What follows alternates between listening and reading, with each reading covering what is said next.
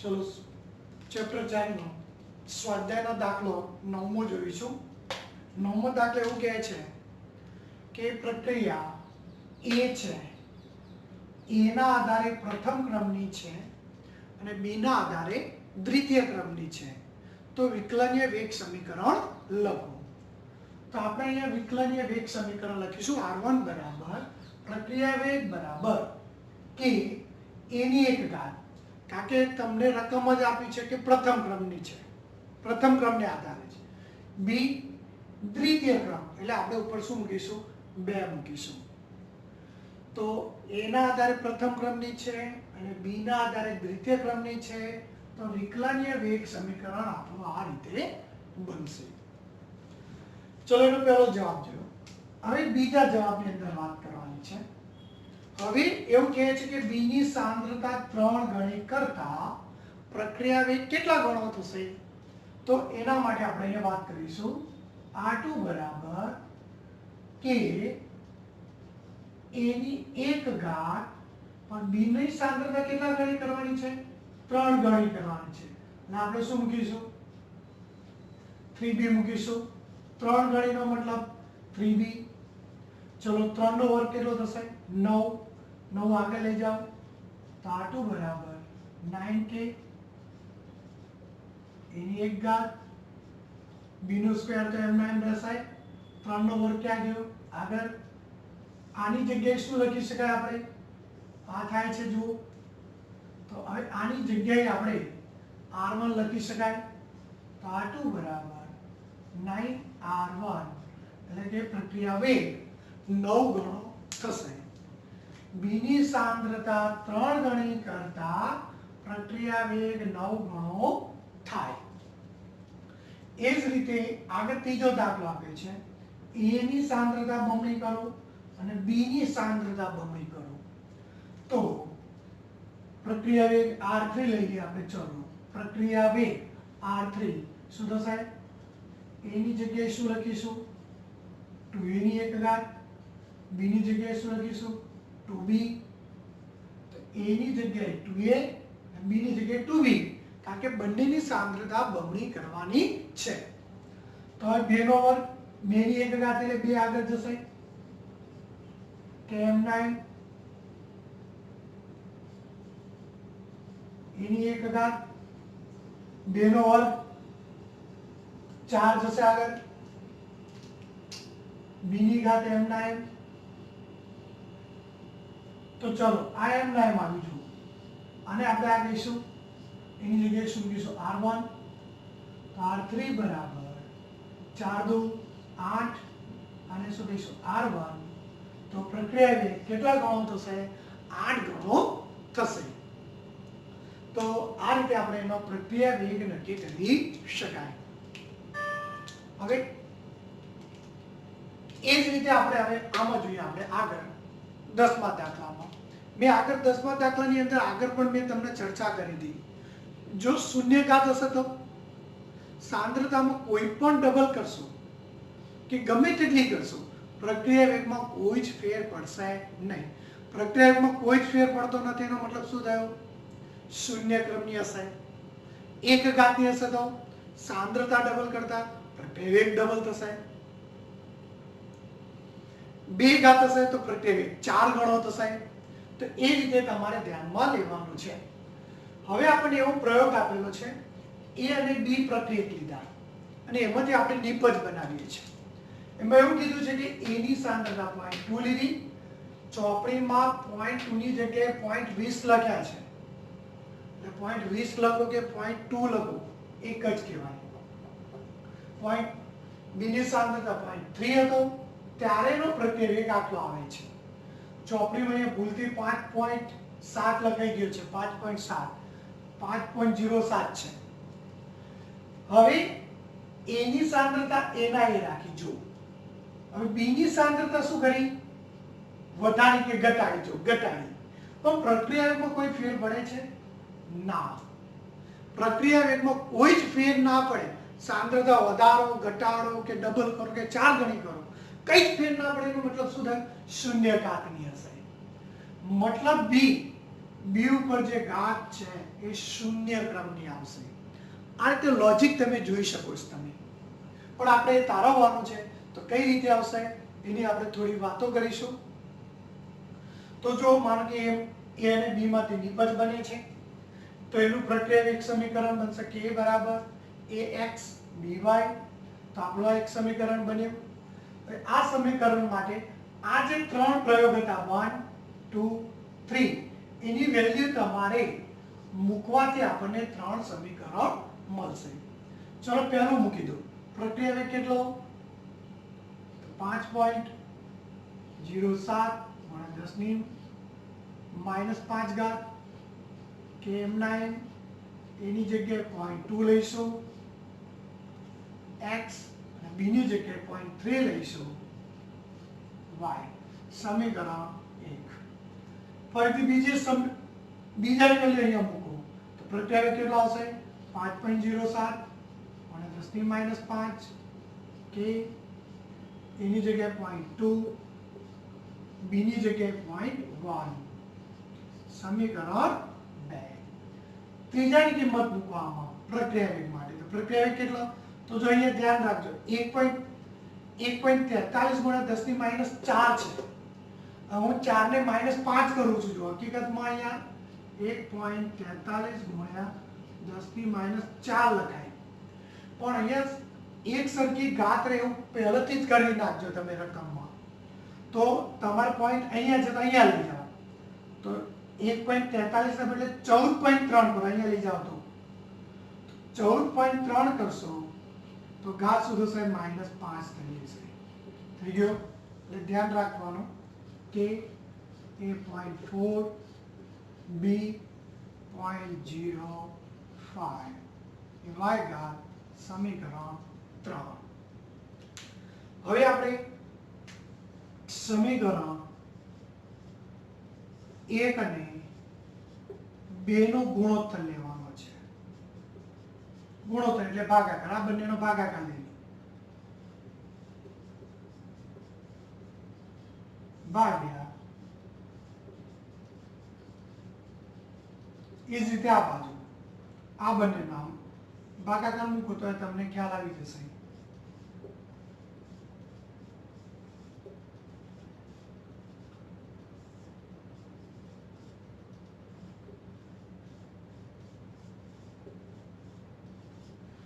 જો આ બંને વેલ્યુ સરખી છે તો શું થઈ જશે? કટ થઈ જશે. જો તાનો જવાબ કેટલો આવશે? અહીંયા 1. અહીંયા કે ઉડી ગયા. 0.2x બંને સરખા છે ઉડી ગયા. વધ્યું શું?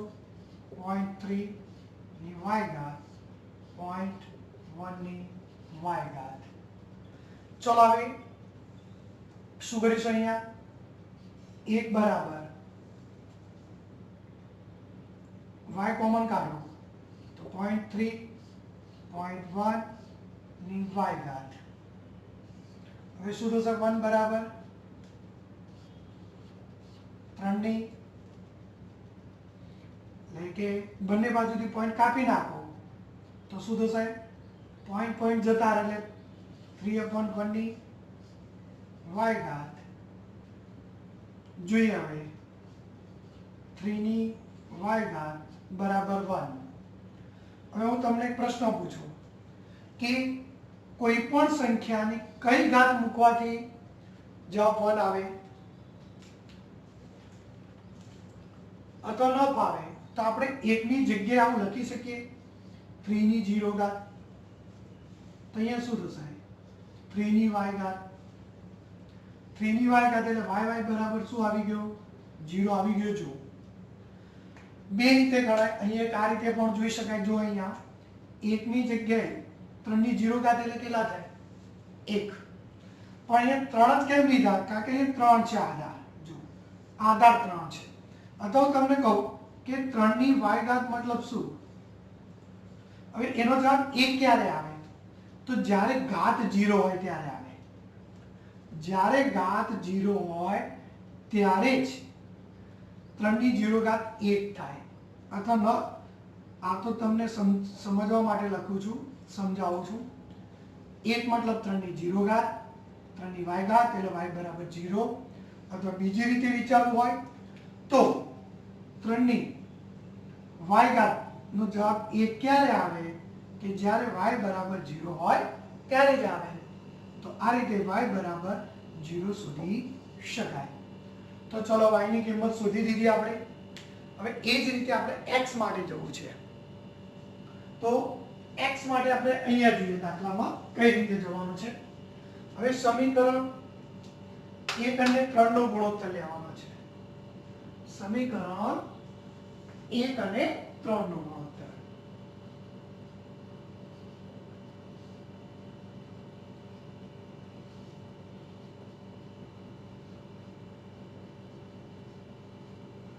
સમીકરણ 1 અને 3 નો ગુણોત્તર લો તો શું થશે 1 અને 3 અને 5.07 10 ની -5 ભાગ્યા 14.3 ગુણ્યા 10 ની -5 કે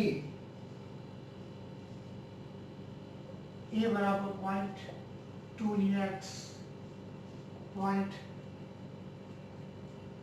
ની y એ જ રીતે નીચે k બરાબર 0.4 ની x 0.05 ની y ઘાત ચલો અહીંયા k સુધી ગયા ઉડી ગયા -5 ઘાત ઉડી ગયા તો 5.03 ભાગ્યા 14.3 કરો તો આપણે જોઈશું કિંમત કેટલી આવશે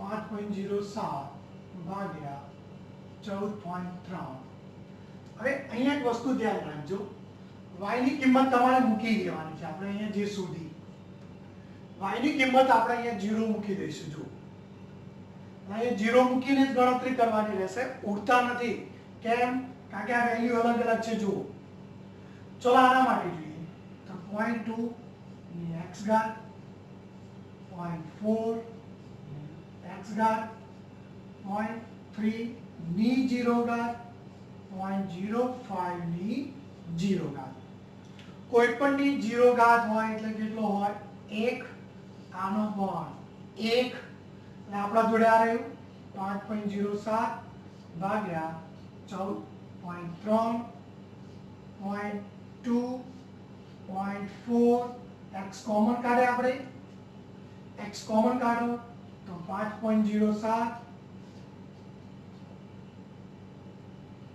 14.3 અહીંયા આવશે પોઈન્ટ કાપી નાખો તો 2/4 ની x ઘાત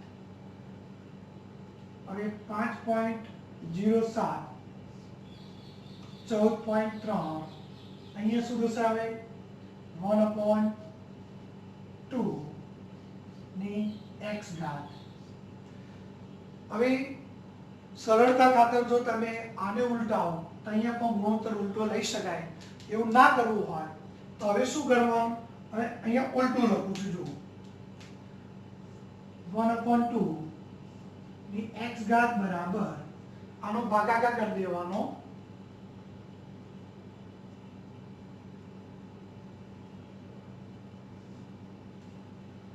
5.07 ભાગ્યા 14.3 હવે આને ઉલટાવો કારણ કે તમને સરળતા રહેશે ઉલટાવશો તો આને ઉલટાવો તો શું થશે 2 ની x ઘાત તો અહીંયા શું થશે 14.3 ની 14.3 ભાગ્યા 0.7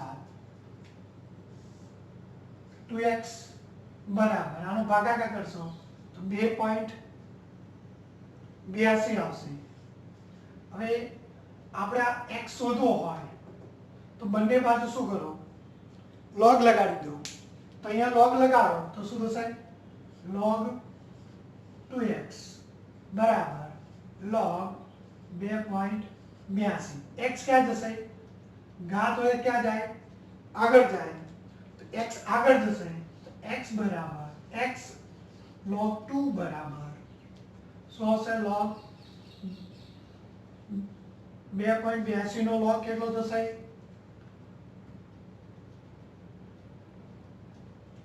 0.4503 થશે log 2 ની કિંમત કેટલી આવશે log 2 ની કિંમત 3010 આવશે 4503 આ ભાગાકારમાં લઈ જાઓ તો x બરાબર 0.4503 ભાગ્યા 0.3010 આનો ભાગાકાર કરશો એટલે એનો જવાબ આવશે x બરાબર 1.5 x બરાબર કેટલો આવ્યો 1.5 એટલે કે અહીંયા x બરાબર 1.5 આવશે અને y બરાબર 0 આવશે એનો મતલબ શું થયો કે જો એનો પ્રક્રિયાક્રમ તમને શોધવાનો કહેશે n તો બંનેનો શું કરો સરવાળો કરો તો હકીકતમાં પ્રક્રિયા વેગ શું દર્શાવે પ્રક્રિયા વેગ બરાબર k a ઉપર 1.5 b ઉપર 0 n કેટલો તો ઘાતનો સરવાળો કરો એના જેટલો આવશે ફરી એકવાર સમીકરણ 1 અને બંનેનો ગુણોત્તર લેશો તો y ની કિંમત મળશે સમીકરણ 1 અને 3 નો ગુણોત્તર લેશો પણ તમારે આને મેં અહીંયા ઉલટાવ્યું છે એના કરતા અહીંયા તમે ડાયરેક્ટ કરો તો પણ ચાલે કે સમીકરણ 3 અને 1 નો ગુણોત્તર એટલે કે 3 આ ઉપર આવે આ નીચે આવજો આ ઉપર અને આ નીચે કોઈ ફેર પડતો નથી ચલો આપણે એમને કિંમત મૂકી ઘાત ઉડી ગઈ અહીંયા y બરાબર 0 મૂકવાના છે કારણ કે આપણે અહીંયા શોધી લીધા છે પહેલા છે 0 મૂકી દો બરોબર કોઈ પણ 0 ઘાત એટલે 1 આવશે x મૂકો આનો ગુણોત્તર શોધો બરોબર ભાગ આ રીતે અહીંયા x કોમન કાઢશું આપણે અહીંયા 0.2 ડિગ્રી એટલે 2 4 આવશે અને 2 4 એટલે 1/2 આવશે આને આગળ લખી આ વસ્તુ અહીંયા પાછળ લખી છે આપણે હવે આપણે આને ઉલટાવ્યું કેમ ઉલટાવ્યું કારણ કે તમને log અને ગણતરી કરવામાં સરળતા રહે એટલા માટે અથવા કાં તો તમે અહીંયા 0.5 લખો 0.5 ની x ઘાત અને આનો ભાગાકાર જે આવે અહીંયા લખો અને પછી log લેશો તો પણ તમને ગણતરી કરી શકાશે પણ આપણે અહીંયા શું કર્યું રકમને ઉલટાવી તો અહીંયા ઉલટાવો તો અહીંયા પણ તમારે શું કરવું પડે ઉલટાવી પડે એટલે 2 ની x ઘાત થશે કારણ કે ઉલટાવો એટલે લખાઈશું 2/1 2.1 मतलब 2 ની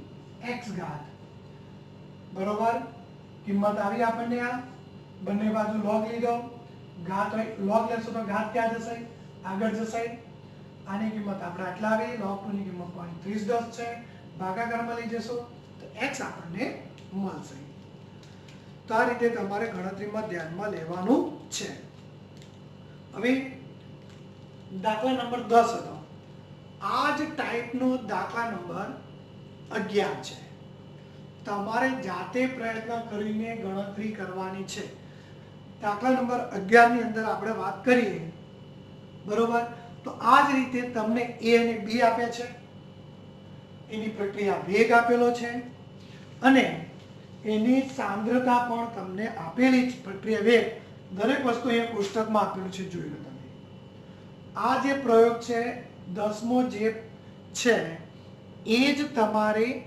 11માં કરવાનો છે ગણતરી આ જ રીતે આવા બોક્સ બનાવવાના એમાં તમને 4 પ્રયોગ આપ્યા છે 4 પ્રયોગથી કોઈ મતલબ નથી તમારે x અને y શોધવા માટે 2 જ પ્રયોગ ઇનફ છે તો 2 પ્રયોગ 3 પ્રયોગ પરથી જ શોધી શકાય તો આપોઆપ તમે એના પરથી શોધી શકો એમાં પણ a અને b ની સાંદ્રતા મૂકવાની પ્રક્રિયા વેગ લખવાનો પણ અહીંયા બને ત્યાં સુધી ઘાત કોમન થાય એ રીતે જ લખવાનું સમીકરણ તો આ જ આવશે પછી કિંમત મૂકવાની આવા 3 સમીકરણ મળશે ત્યાં તમને 4 મળશે પણ આપણે જરૂરી હોય એ 3 લખશું તો પણ તમને મળશે તમારે જોવાનું કે કયા ત્રણની જરૂર છે, તો એના પરથી તમે સમજી શકાય. હવે એમાં તમને જો જોવું હોય તો ગણતરી કરશો, જોશો એટલે મેં પીડીએફ આપેલી છે એની અંદર જોવાનો પ્રયત્ન કરજો. એમાં પહેલામાં શું કીધું છે કે 0.1 હતી એની સાંદ્રતા, બીજા પ્રયોગ માટે 0.1 ની જગ્યાએ 0.4 ગણી, એટલે કેટલા ગણી કરી? સાંદ્રતા 4 ગણી કરી. સામે પ્રક્રિયા વેગ 4 ગણો થાય છે, સાંદ્રતા 4 ગણી કરી તો પ્રક્રિયા વેગ 4 ગણો થયો, તેનો મતલબ ઉપર શું હશે? 1 ઘાત હશે. જો 2 ઘાત હોય તો શું થાય? 4 ગણી કરો તો 4 નો વર્ગ 16 થાય, 16 ગણી થાય. સમજી લેજો. શૂન્ય ક્રમની હોય તો કોઈ ફેરફાર ના થાય. સાંદ્રતા વધારવાથી પ્રક્રિયા વેગ એટલો જ વધે તો સમજવા 1 ઘાત છે. પ્રક્રિયા વેગ એના વર્ગ પ્રમાણે વધે, માનો કે 4 ગણી કરી અને 16 ગણો થાય તો શું સમજવાનું? 2 ઘાત છે. એવું આપેલું છે. જો પછી એમાં પ્રયોગ 3 અને 4 માં જશો, એમાં પ્રયોગ 3 અને 4 લેવાનો છે. જો તમારે યાદ રાખવાનું, દાખલા નંબર 11 માં x શોધવા માટે પહેલું અને બીજાનો ગુણોત્તર લેવાનો, અને y શોધવા માટે તમારે સમીકરણ 3 અને 4 નો ગુણોત્તર લેવાનો. અહીંયા તમને દાખલા નંબર 11 માં 4 સમીકરણ મળશે, કારણ કે પ્રયોગની વેલ્યુ 4 આપી છે. તો 4 માંથી કયું લેવું એ તમારે વિચારવાનું છે. વિચારજો, ન સમજાય તો મને કહેજો. ફરીથી પણ કહું છું કે આવા 4 સમીકરણ મળશે. x શોધવા માટે સમીકરણ 1 અને 2 નો ગુણોત્તર લેવાનો, y શોધવા માટે સમીકરણ 3 અને 4 નો ગુણોત્તર લેવો પડશે. એ જોશો તમે તો પણ તમને ખ્યાલ આવશે.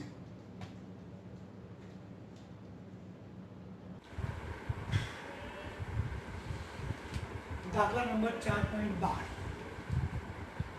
હવે તમને પ્રક્રિયા 4.12 માં એ રીતે કીધું છે કે એના આધારે પ્રથમ ક્રમની છે અને બીના આધારે શૂન્ય ક્રમની છે. તો કોષ્ટકમાં આપેલા ખાલી સ્થાનની વેલ્યુ તમારે શું કરવાનું છે? શોધવાની છે. હવે આ દાખલાને સમજવાનો પ્રયત્ન કરીએ. આપણે પ્રક્રિયા વેગ આપી જુઓ તો એની અંદર 4 વસ્તુ છે. પ્રક્રિયા વેગ છે, k છે, a છે અને b ની સાંદ્રતા છે. જો પહેલા પ્રયોગમાં a આપ્યો, b આપ્યો, પ્રક્રિયા વેગ આપ્યો, k આપણે મળશે તો મૂકી દઈએ. પહેલાની વેલ્યુ પ્રક્રિયા વેગમાં મૂકી દઈએ આપણે. પ્રક્રિયા વેગ કેટલો? 2 × 10⁻² ઘાત, કે a ની સાંદ્રતા 0.1 ની 1 ઘાત, b ની સાંદ્રતા 0.1 ની 0 ઘાત. કોઈ પણ ની 0 ઘાત એટલે કેટલો આવશે? 1. 0.1 ક્યાં લઈ જાઓ? નીચે. તો k બરાબર 2 × 10⁻², 0.1 એટલે એને લખાઈશું 0.1 એટલે 1/10, 10 ઉપર લઈ જાઓ તો શું થશે? અથવા આને આમ કરીએ, 2 ઉપર 10 જશે, -2 છે તો નીચે 100 જશે, ઉડી ગયો. તો k બરાબર શું આવ્યો? 0.2 આવ્યો. જો શું આવ્યું ભાઈ? 0.2. અહીંયા પ્રક્રિયા વેગ શામાં છે? મિનિટમાં છે. પ્રક્રિયા વેગ મિનિટમાં, તો k નો એકમ પણ મિનિટ ઇનવર્સ હશે. જો મિનિટ ઇનવર્સ કેમ? તો પ્રક્રિયાક્રમ કયો છે? 1. પ્રક્રિયાક્રમ એટલે ઘાતનો સરવાળો, માટે પ્રક્રિયાક્રમ 1 થશે. 1 + 0 એટલે આપણને 1, એટલે એનો એકમ પણ આ થશે. ચલો k તો કોઈ પણ પ્રક્રિયા લેશો, કોઈ પણ પ્રયોગ લેશો, k તો અચળ રહેશે. હવે k મળી ગયો આપણને ફિક્સ. ચલો હવે પ્રયોગ 2 માટે શોધવાનું શું કીધું? A ની સાંદ્રતા શોધો. જો પ્રક્રિયા વેગ આપી દીધો, કે આપણે શોધી દીધો, એ શોધવાનો છે અને B ની સાંદ્રતા તમને આપી દીધી. જો તો અહીંયા પ્રક્રિયા વેગ મૂકી દો. શું થશે પ્રક્રિયા વેગ? 4 ગુણ્યા 10 ની -2 કે એટલે શોધ્યો 0.2. A ની સાંદ્રતા તમારે શું કરવાની છે? શોધવાની છે. અને B ની સાંદ્રતા 0.2. 0.2 ની 0 ઘાત, કોઈ પણ ની 0 ઘાત મૂકો, કોઈ ફેર પડતો નથી. એટલે તમે આ લખો કે ના લખો, કોઈ પણ ની 0 ઘાત એટલે 1 થવાનો છે. આ લખો કે ના લખો, 0.2 ક્યાં લઈ જાઓ? નીચે.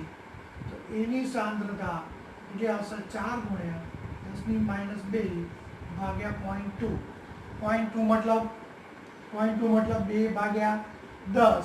10 ઉપર જશે તો 2 ઉડી ગયા, 2 આવશે ઉપર 10 અને -2 છે તો નીચે જશે, ઉડી ગયા તો 0.2 આવ્યું. તો A ની સાંદ્રતા કેટલી આવશે? 0.2 આવશે. હવે એ જ રીતે દાખલા 3 ની અંદર પ્રક્રિયા વેગ શોધવાનો છે. તો જો K કેટલો લઈશું? 0.2. A ની સાંદ્રતા 0.2, B ની સાંદ્રતા 0.4 ની 0 ઘાત એટલે 0 થશે. એટલે શું થશે? હવે ત્રીજા દાખલા માટે પ્રક્રિયા વેગ શોધવાનો છે. ત્રીજા દાખલામાં તો શું થશે? પ્રક્રિયા K કેટલો? 0.2. A ની સાંદ્રતા 0.2 નો 1 ઘાત, B ની તમે લખો કે ના લખો, કોઈ ફેર પડતો નથી. સોરી, 1 ઘાત છે. 0.2 ગુણ્યા 0.1 શું થશે? 0.02 થશે. તો આ રીતે આપણને પ્રક્રિયા વેગ મળશે. પ્રક્રિયા વેગનો એકમ શું હોય? સાંદ્રતા એટલે કે મોલ પ્રતિ લિટર ભાગ્યા સમય. સમય શામાં છે? મિનિટમાં છે. એટલે અહીંયા એકમ આપેલો છે ચોપડીમાં, કે તમે જોશો જ એટલે તમને ખ્યાલ આવશે. તો આ રીતે 4.12. હવે તમારે ચોથામાં A ની સાંદ્રતા શોધવી હોય તો શું કરવાનું? આ સમીકરણ જે આપણે દાખલા નંબર 2 જોયો એ જ રીતે અહીંયા આપણે જે સાંદ્રતા શોધી એ જ રીતે અહીંયા 4 ને તમારે શોધવાની છે. એ જ રીતે હવે આપણે 4.13 જોઈએ દાખલા નંબર 4.13. પ્રક્રિયા એવું કીધું છે કે પ્રથમ ક્રમની છે અને પ્રથમ ક્રમની હોય તો અર્ધાયુષ્ય સમય શોધવા માટેનું સૂત્ર આપણને ખબર છે કે K બરાબર 0.693 upon T1/2. તો હવે એને શું કીધું છે કે અર્ધાયુષ્ય સમય આટલો આપ્યો હોય તો એનો K કેટલો થશે? વેગ અચળાંક. K મતલબ વેગ અચળાંક. 0.693 બાર મૂકી દેશો, ભાગાકાર કરશો, જે જવાબ મળશે એ આપણને K મળશે. K નો જવાબ શામાં આવશે? સેકન્ડ ઇન્વર્સમાં આવશે. જોઈ લે કેટલો આવશે?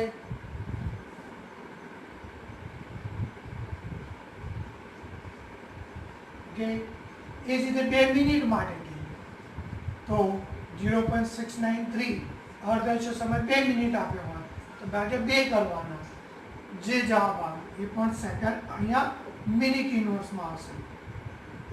મિનિટ ઇન્વર્સ નહીં, સમય તો સેકન્ડમાં જ હોય ને, સમય મિનિટમાં ઇન્વર્સમાં હોય નહીં. ભૂલથી લગાવી ગયું હતું, સોરી, થોડુંક ધ્યાન રાખવાનું.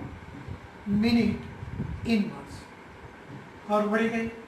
કેટલો જવાબ આવશે એ પણ આપણે જોઈ લઈએ. 0.3465.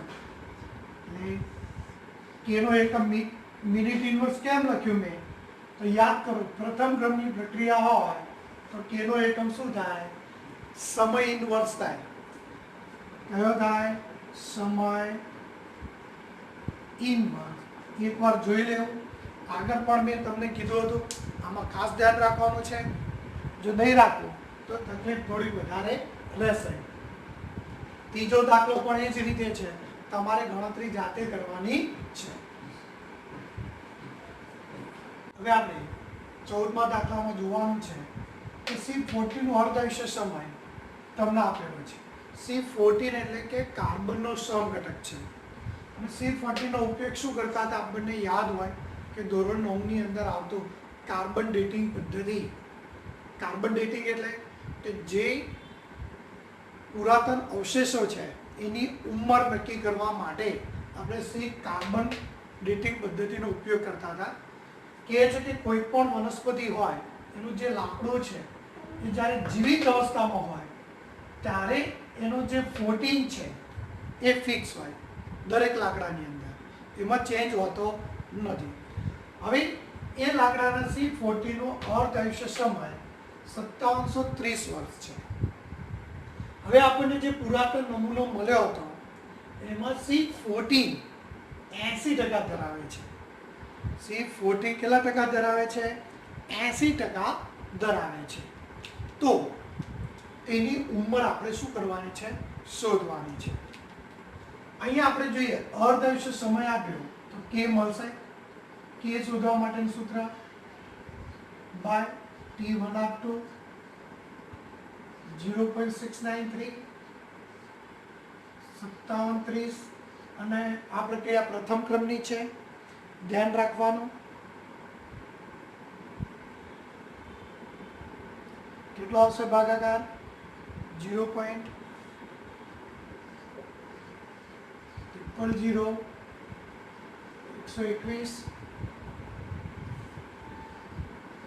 વર્ષ ઇનવર્સ. તો આપણને કે મળી ગયો. હવે માનો કે પ્રારંભિક સાંદ્રતા C14 ની કેટલી છે? R0 છે. સમજી લેજો. હવે T સમય જોવું છે. T સમય સાંદ્રતા કેટલી કીધી એને? RT કેટલો કીધો? તો અહીંયા જો લખ્યું છે 80% ધરાવે છે. 80% મતલબ પ્રારંભિક સાંદ્રતા જે છે એના 80% ભાગ્યા 100. ટકા હોય એટલે ટકા ગુણવાના હોય અને ભાગ્યા 100 કરાય તો કેટલો હશે? 0.8. 0 ઉડી જાય, R0 થશે. હવે T શોધવું હોય તો યાદ કરો 303 K log R0 upon RT. Okay, હવે આ કિંમત આપણે મૂકી દઈશું એટલે જવાબ મળશે આપણને 2.303 K શોધ્યો આપણે 0.0021 log R0 એટલે એમને એમ રાખો પ્રારંભિક સાંદ્રતા, RT એટલે 0.8 R0 ઉડી ગયા તો 1/0.8 શું આવશે? 1/0.8 એટલે કેલ્સીમાં 1/0.8 કરો, પછી એનો લોગ શોધો, પછી ભાગાકાર ગુણાકાર કરશો તો આપણને T મળશે. એ T કેટલો આવે છે?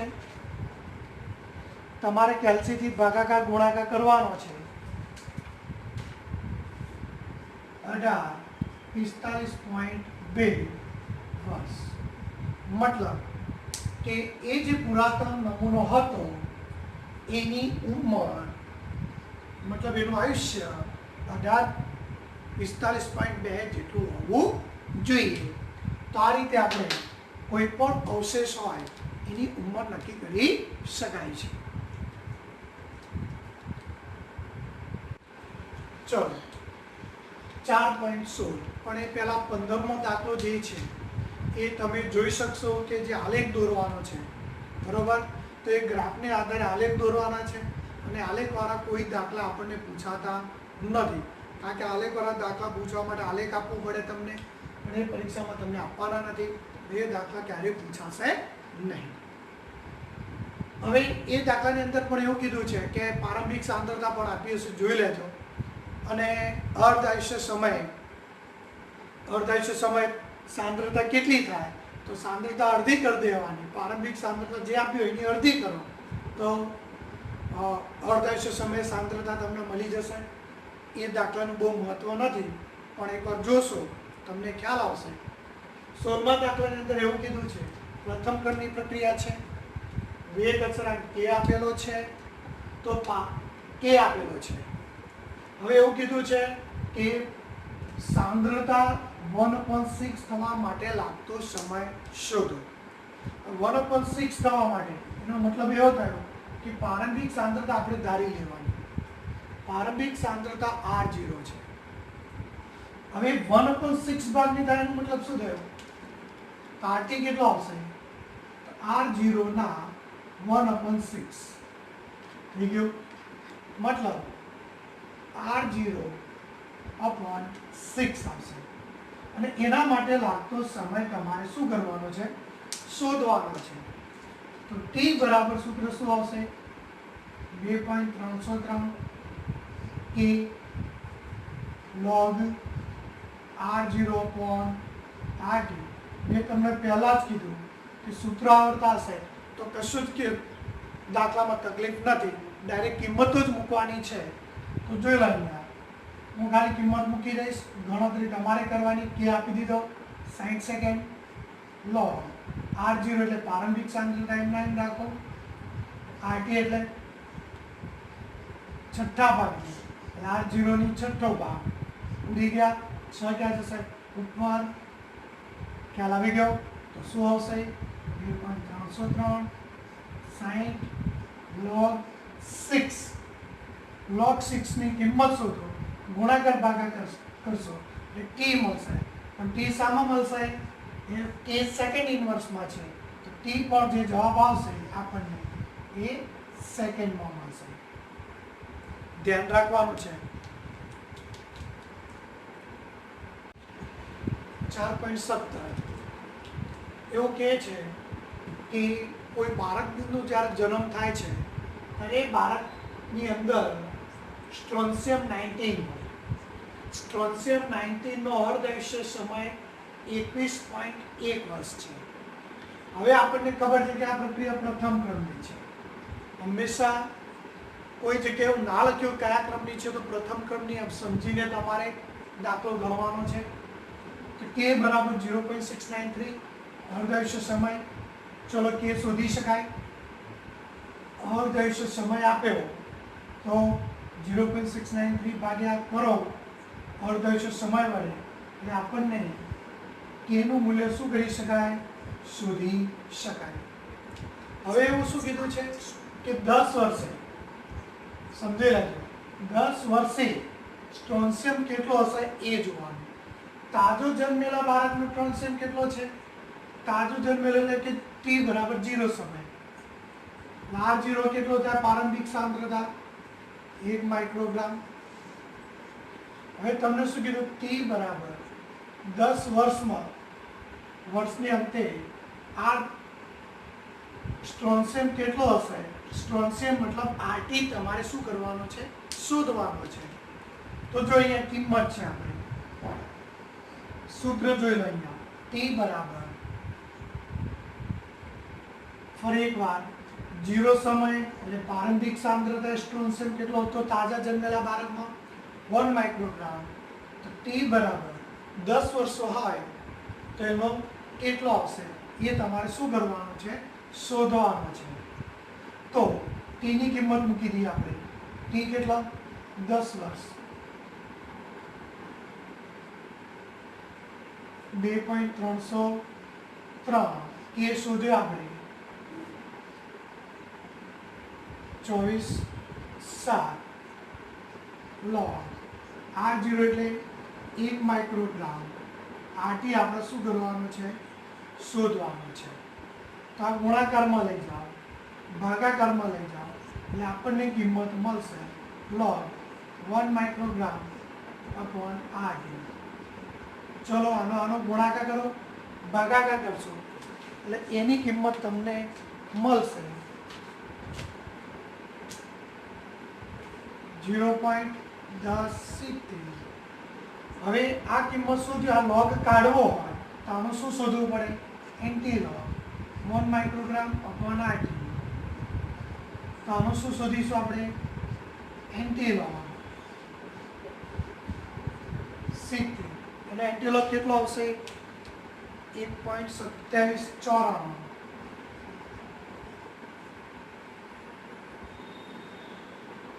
1.2794. હવે આટી આ બાજુ લઈ જાઓ અને અહીંયા નીચે લઈ જાઓ. 1 માઇક્રોગ્રામ અપોન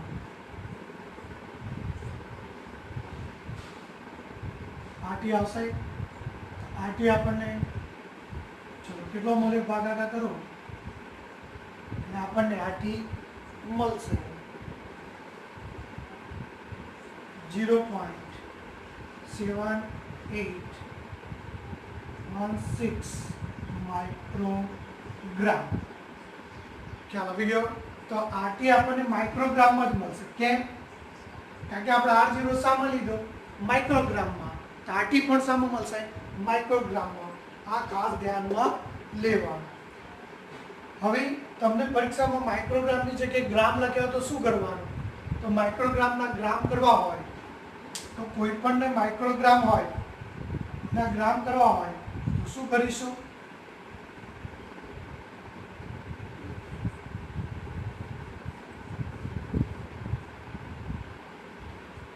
માઇક્રોગ્રામની જગ્યાએ લખીશું 10⁻⁶ ગ્રામ.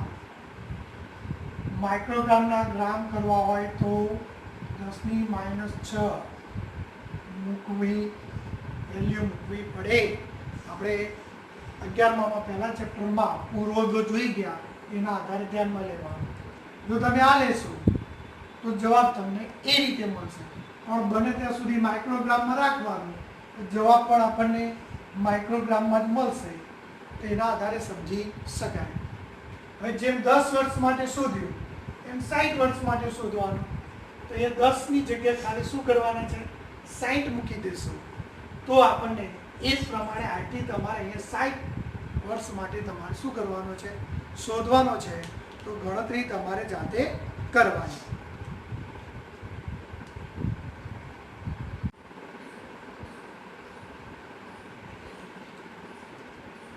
જોઈએ હવે 4.18. 4.18 ની અંદર પ્રક્રિયા પ્રથમ ક્રમની છે અને આ દાખલો આગળ પણ મેં તમને સમજાવેલો હતો.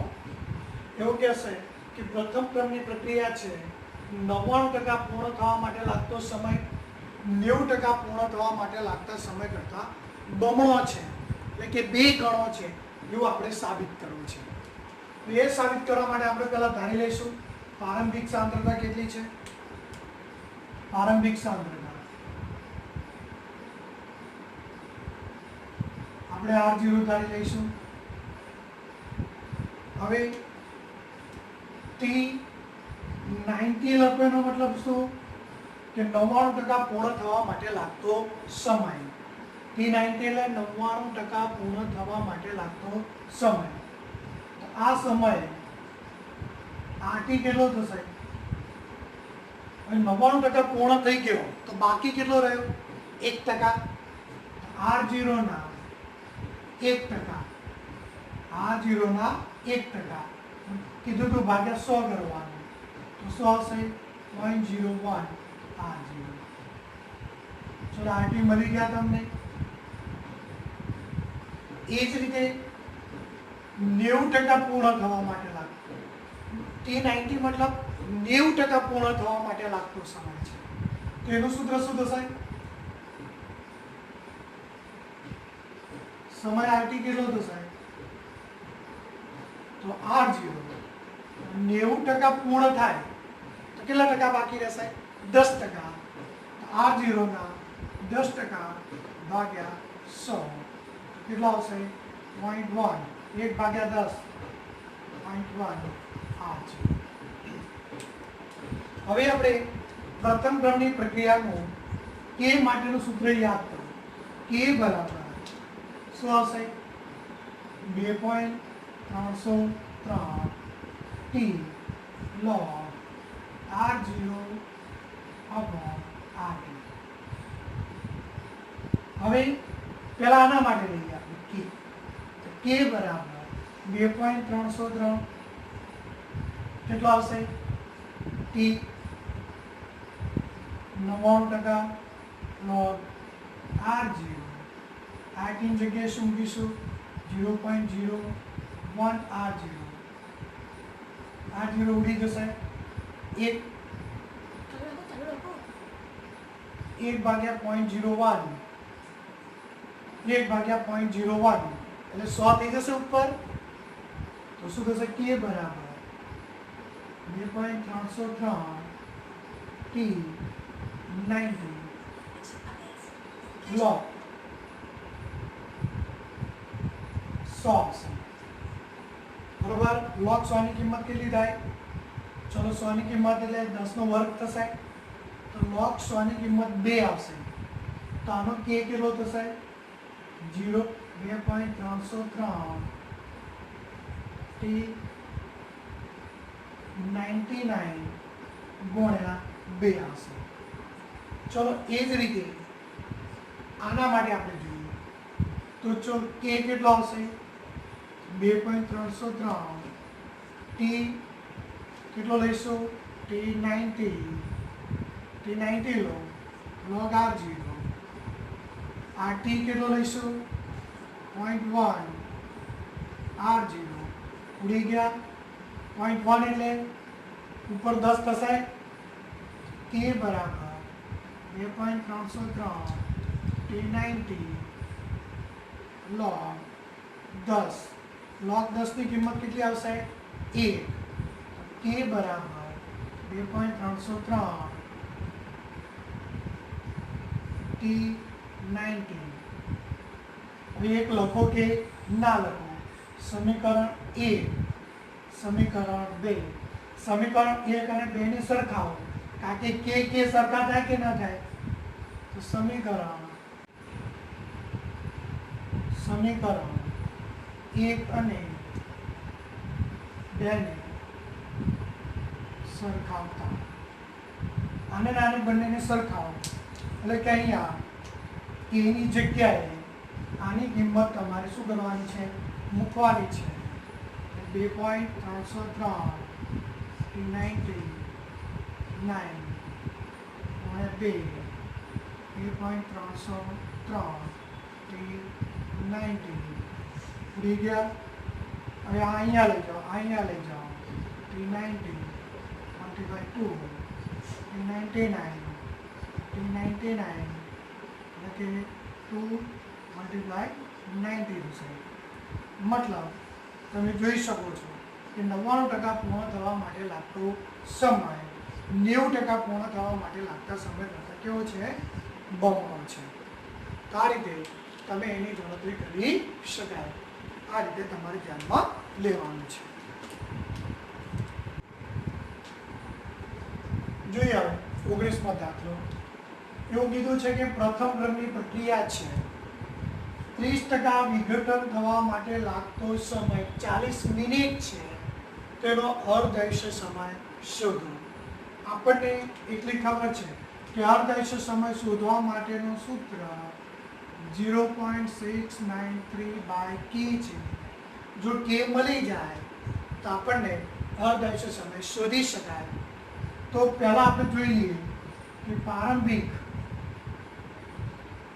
સાંદ્રતા આ જેવી છે 40 મિનિટે 40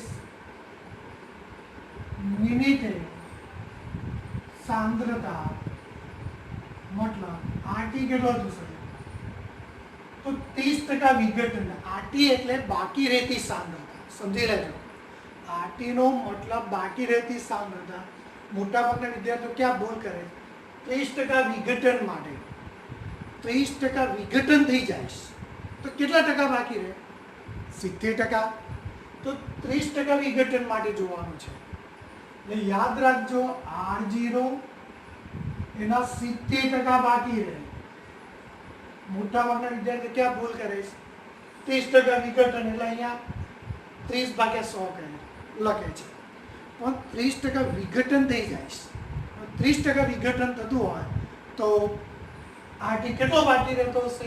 70%. તો શું આવશે? 0.7 RT. ચલો K બરાબર 2.303 T log R0 upon RT. તો K બરાબર 2.303 T કેટલો લીધો છે? 40 log R0. RT કેટલો આવ્યો? 0.7 R0. R0 ઉડી ગયા તો 1 ભાગ્યા 0.7 તો 10 ભાગ્યા 7 લખીશું આપણે. તો K બરાબર 2.303 log 10 ભાગ્યા 7. ભાગાકાર કરો, log શોધો, ગુણાકાર કરશો તો K ની કિંમત તમને મળી જશે. K કેટલો આવશે એ જોવાનો. 0.00892 પણ સમય શામાં આપ્યો? મિનિટમાં. તો K નો એકમ આવશે મિનિટ ઇન્વર્સ. તો આપણા K ની કિંમત થઈ ગઈ આપણને. એ કિંમત મળી જાય તો અર્ધાયુષ્ય સમય મળવાનો છે આપણને 0.693 બાય K 0.0892 ભાગાકાર કરશો અર્ધાયુષ્ય સમય મળશે તમને.